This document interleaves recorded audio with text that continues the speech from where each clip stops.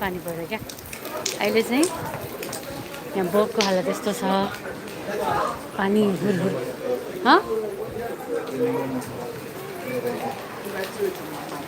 पानी हुरहुर्दै परिरहेछ। So guys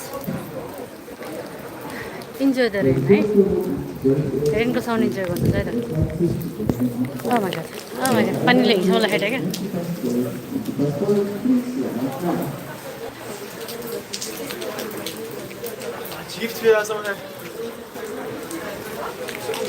Angenehm, danke, das ist halt gut.